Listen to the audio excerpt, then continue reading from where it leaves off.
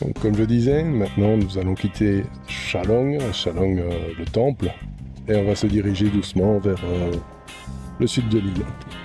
Et c'est parti. Donc voilà, là en fait on va tout simplement... Ouais bah c'est normal, hein, roule sur ma bande, il n'y a pas de souci. Voilà quoi, ça c'est la Thaïlande. Ça sert à rien de réclamer, de toute façon c'est comme ça, tout le monde sait bien. À la limite c'est même moi qui suis en sens contraire, je devrais être à gauche, mais bon, tout le monde s'en fout. Il n'y a pas d'obligation non plus notée. Donc voilà, en fait, la Thaïlande c'est toujours ça. On fait un peu ce qu'on veut, tant qu'on n'est pas dangereux. Autant pour moi que pour lui d'ailleurs. Alors ici on va essayer de s'insérer dans la circulation, ce qui va pas être évident non plus. Peut-être y aller avant le camion là, et après la voiture blanche. C'est parti. Donc voilà, ici on est sur l'axe principal, donc qui va de Phuket-ville au sud de l'île, en passant par Chalong, Rawai et Tutti Quanti. Donc voilà. Vous pouvez voir, hein, donc on est quand même, ici on est presque mi-mars, donc fin de haute saison. Fin de haute saison, pas tout à fait, puisque on a une petite diminution touristique pour l'instant, mais le touriste va beaucoup revenir pour la mi-avril, donc pour Songkran, qui se déroule du 11 au 13, donc le nouvel an thaïlandais. Et là c'est la folie. Donc là je pense que avec mes caméras, j'aurais un peu peur de traverser la ville parce que quand c'est sympa, vous êtes mouillé avec un pistolet. Quand c'est un peu plus féroce avec un seau d'eau de 10 litres, parfois ça crée des chutes. Hein. D'ailleurs, il faut faire attention, il faut être prudent. Après, le but n'est pas de vous faire tomber, le but est de vous surprendre et de vous apporter bonheur et prospérité pour l'année prochaine. Et voilà, mais ça arrive. Après, là où ils aiment bien faire la petite blague, c'est glacer l'eau. Donc il y a moitié eau, moitié glaçon, mais dans le bac. Et quand vous recevez l'eau, elle est à 5-6 degrés, mais il fait quand même 35-36 dehors à cette période-là. Donc ça surprend, mais c'est marrant. Après, je connais des gens qui n'aiment pas, ils viennent pas. Et ils évitent les routes. Et normalement, si vous avez le temps, si les gens ne sont pas cachés, que vous avez le temps de faire signe et de demander, c'est respectueux, ils ne vous arroseront pas. Surtout si vous êtes en tenue de ville pour aller travailler, des choses comme ça. Les gens sont pas complètement idiots. Après, il y a toujours les enfants qui, eux, ils sont pas idiots, mais c'est des gosses, quoi. Donc moi, c'est une période que j'affectionne assez bien. Mais voilà, il faut la prendre avec humour et sagesse. Alors voilà, donc ici, on est vraiment sur la route qui descend vers le sud, avec sur notre droite, mais on ne le voit pas encore bien d'ici, c'est plus devant. On va tomber on va avoir la vision sur Big Buddha qui a été rouvert d'ailleurs. J'avais fait une vidéo pour aller jusqu'au pied du Big Buddha et malheureusement pour moi, je savais qu'il était fermé, mais ce qui est un peu ballot, c'est que j'ai appris la réouverture du Big Buddha 3 jours après. Bon, après c'est pas grave. J'ai fait la montée, je pense qu'un de ces quatre, je vous ferai la route pour descendre et puis aller à un point intéressant de Phuket-ville pour voir une autre route, un autre axe. C'est toujours sympa aussi à faire. Donc Big Buddha, il est sur notre droite, normalement ici au feu rouge, on est censé tourner. On peut même déjà tourner ici au 7-Eleven. Juste ici, là je le devine là-bas. Je vais essayer de vous le montrer, mais... c'est pas évident. Voilà. Il est juste là derrière. Voilà, j'espère que vous l'avez sur la caméra. Désolé sinon. Donc ici, on se dirige alors vers... on est sur Chalong déjà. Donc on vient de Chalong Nord, début du Nord on va dire. Et on est en descente vers le sud. On va arriver vraiment au rond-point suivant et au nouveau tunnel. En fait, c'est juste la limite de Chalong. Juste après ça, on entre déjà sur le nord de Rawai. Alors à ce rond-point-là, qui est un rond-point hyper important pour Phuket, on peut tourner soit à gauche, de nouveau remonter vers Phuket-ville, mais évidemment vers l'est de la ville. Si on va à droite, on part vers la région, toutes les belles plages de Kata, Karon, Kata Noi, et évidemment le célèbre Patong, celui que tout le monde attend. Donc voilà, c'est vraiment le carrefour important. Nous, dans ce cadre-ci, une fois arrivé au rond-point, on va essayer d'aller tout droit. Pour être sympa, je ne vais pas prendre le tunnel. Et de toute façon, le tunnel est interdit aux 2 roues, partout à Phuket et environ. Donc c'est pas la peine d'essayer. Vous avez souvent les pénos à la sortie parce qu'ils en ont un petit peu marre. En plus, c'est dangereux de prendre le tunnel si vous êtes en panne dedans ou que vous faites un accident, c'est pas évident. Alors sur ma droite, Villa Market, le Market Village. Donc c'est vraiment un centre commercial avec le Villa Market, un marché, un magasin plus occidental. Et si besoin, l'hôpital à ma gauche. Donc là on est sur à Chalong Hospital. Et devant moi, donc le rond-point de l'horloge, qui a priori, à ma connaissance, est toujours à l'heure. Donc c'est pas plus mal, c'est la seule horloge que je connaisse où à peu près il y en a une deuxième à Phuket Town. Mais ce sont les seules horloges qu'on a dans le domaine public en tout cas.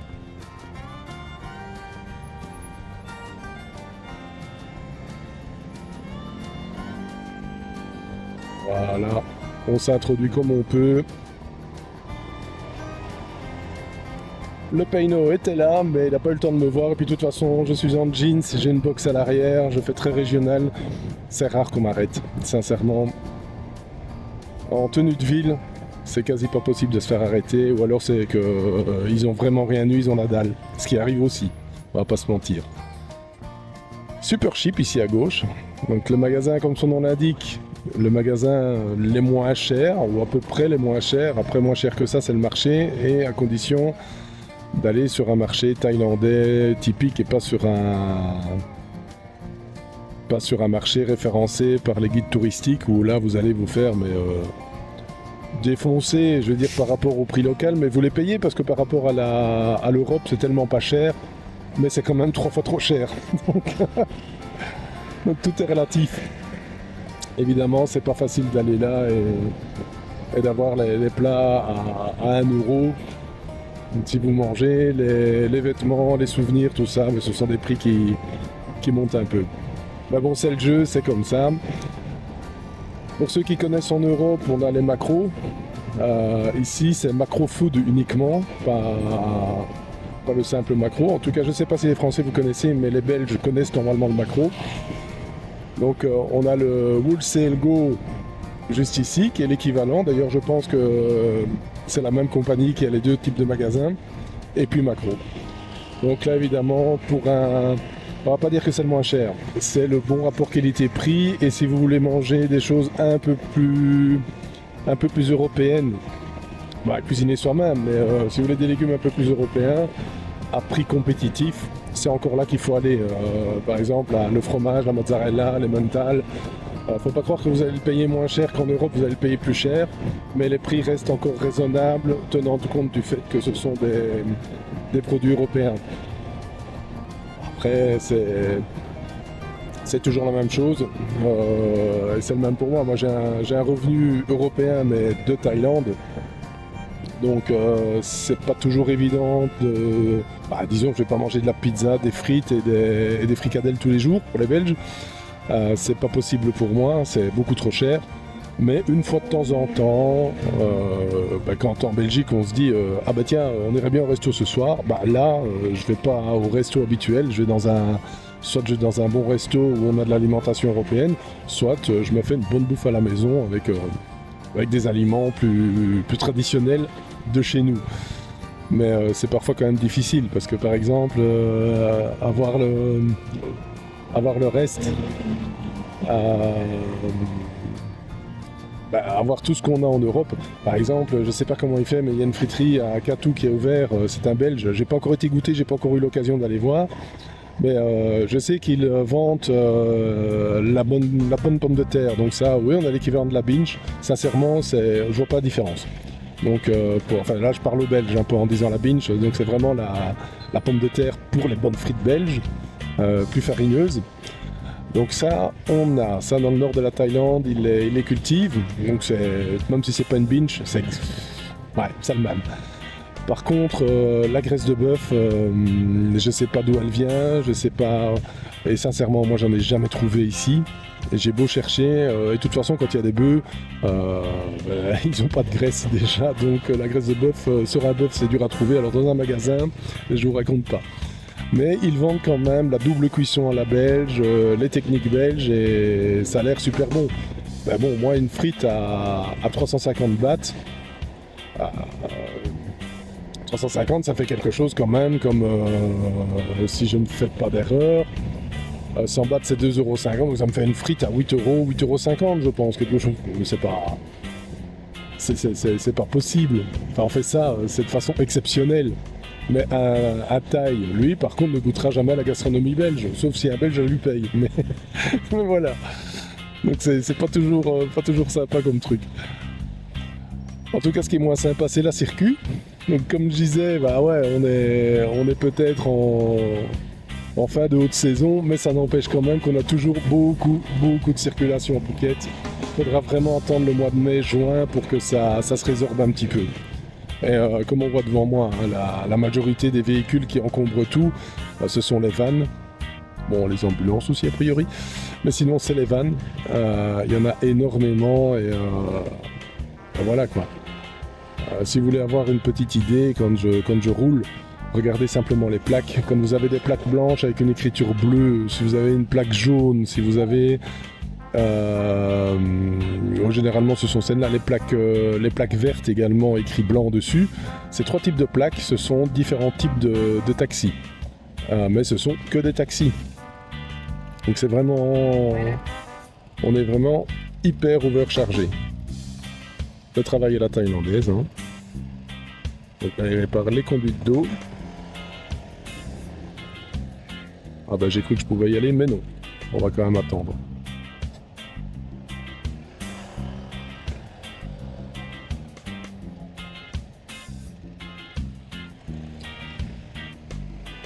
Donc voilà, le feu c'est toujours long.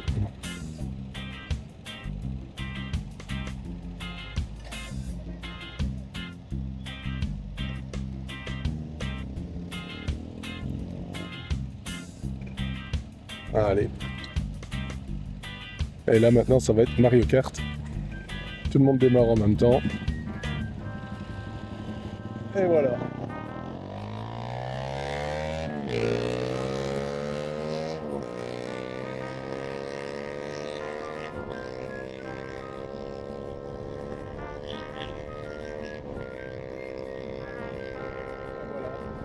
Ah bah Mario, il est bruyant, ça y a pas à dire.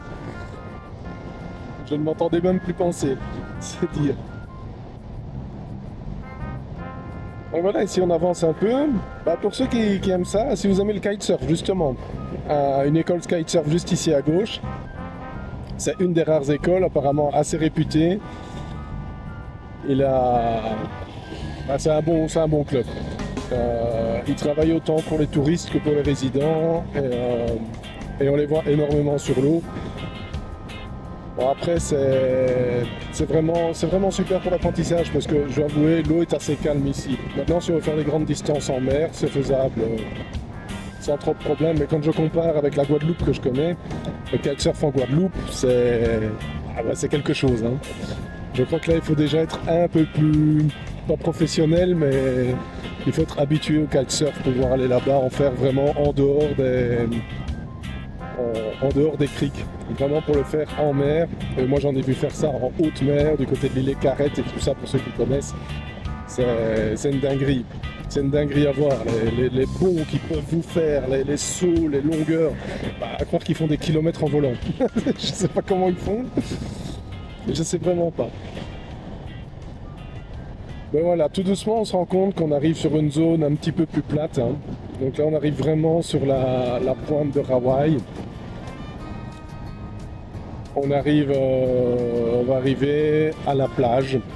Après on dit plage, hein, mais c'est pas une plage où on a énormément de place pour bronzer, c'est plus une plage pittoresque avec les longtails qui sont alignés et puis les speedboats prêts à partir.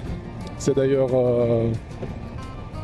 C'est d'ailleurs parfois assez impressionnant de saison de voir le nombre de bateaux qui sont là quand on pense qu'un seul bateau c'est le même prix qu'en Europe. C'est des bateaux à 150, 200, entre 150 et 250 000 euros. Mais bon, les tours de ce type-là, ça paye bien aussi. C'est déjà cher, vraiment cher. Mais bon, faut payer le bateau, comme on dit. Donc voilà, on voit quand même que la circulation se calme un peu. Chalong, on se rend compte que Chalong est vraiment un nœud pour la circulation routière important sur Phuket. Et que c'est le croisement de plusieurs grandes routes, des routes majeures. Bon, allez, on va pouvoir y aller, hein, papy? Voilà, donc devant nous, on a la jetée. Bon, je ne vais pas faire d'arrêt, il n'y a rien d'exceptionnel. Mais c'est une belle jetée à voir. Peut-être qu'un jour je démarrerai de là aussi. Sincèrement, après, c'est un peu à voir. Je ne sais pas si certains d'entre vous se souviennent, mais je vous avais montré, enfin j'étais passé à la plage secrète de Rawai. Donc cette plage qui est située un peu plus loin que la plage de Nayarn. C'est une toute petite plage, hein, c'est vraiment une plage discrète et qui d'ailleurs ne va pas rester libre très longtemps à mon avis parce qu'elle est en train de se faire privatiser par des nouveaux hôtels en construction. Donc si on veut y aller, je pense que c'est dans l'urgence et c'est dommage. Mais enfin après il y aura toujours moyen de trouver un passage latéral ou une solution. Voilà, ici on est vraiment sur la digue, donc tous les petits restos de la plage entre guillemets de Rawai. Donc nous aujourd'hui on ne va pas aller on va pas vraiment aller vers la plage de Rawai de Nayarn, qui est plutôt de ce côté ici quand on regarde bien. Nous on va aller plus vers là-bas, vers la gauche, derrière cette pointe. Donc on va repartir sur une route un petit peu plus sinueuse, un petit peu plus pas montagneuse, mais bon, je sais pas si ça se dit, c'est collineuse. On va dire ça comme ça, mais vous voyez ce que je disais, les long tails c'est vraiment magnifique, et puis vous avez un ramassis de bateaux pour les tours, donc vraiment tous ces speedboats qui sont là. Bon, ils tournent un petit peu moins maintenant, à mon avis d'ici le mois d'avril ils vont peut-être en retirer la moitié de l'eau, les ranger au hangar, parce qu'il n'y aura plus vraiment besoin, mais il y a quand même toujours une bonne quantité qui va naviguer. Alors voilà, mon point de référence ici on est au Title, c'est un hôtel quand même réputé sur le sud de Rawai. Petit café sympa pour déguster tranquille en bord de mer, le 8 café. Si vous faites du coworking ou en digital nomade, c'est toujours sympa d'aller voir. Le centre de Rawai c'est par là, mais nous on prend par là. Donc là on longe la plage qui est sur la gauche. Pardon.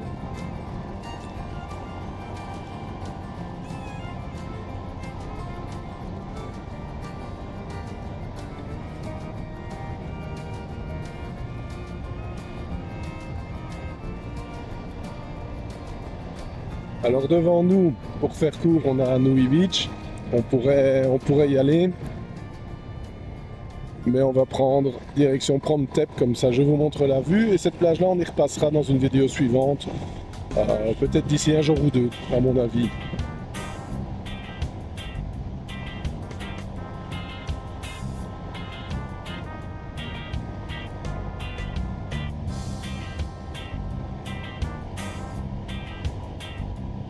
Et ça recommence à monter quand même, hein. Toujours ce soleil qui tape. Alors sincèrement, j'ai pas regardé la température avant de démarrer de chez moi. Je serais curieux de regarder en arrivant, mais je pense qu'on est de nouveau dans les 34 ou 35 degrés aujourd'hui. Je ne serais pas étonné. Alors là, on voit le phare qui est juste devant. Le phare de la marine. On peut le visiter aussi, il y a un petit musée à l'intérieur, bon, très sommaire sur les lampes de phare et comment ça a été utilisé au fil du temps depuis que ce phare existe. Bon, l'historique n'est pas exceptionnel, mais bon, c'est gratuit, donc ça mange pas de pain, et puis culturellement, ça vous permet d'en connaître un tout petit peu plus sur Phuket et son histoire aussi, pour ceux que ça intéresse. Ça n'intéresse pas tout le monde, hein. Après, je trouve que le bâtiment lui-même impose un petit peu. C'est pas un grand phare puisqu'il est sur un sommet, donc il n'y a pas de nécessité de le mettre très en hauteur. Ici, petit passage secret à gauche pour descendre à la pointe, mais on peut le faire par un autre côté aussi, directement depuis la promenade. Je vais me garer à l'endroit classique parce que je vois que la barrière là est ouverte, mais la plupart du temps elle est plutôt fermée, donc voilà, je vais vous montrer quand même le parking normal où vous êtes censé venir. Je vais essayer de garer la moto à l'ombre histoire de ne pas me brûler les fesses au retour, et j'ai l'impression que ça va être quasi pas possible juste là. Ah ben ça c'est génial. Voilà. Eh ben une bonne place pour moi.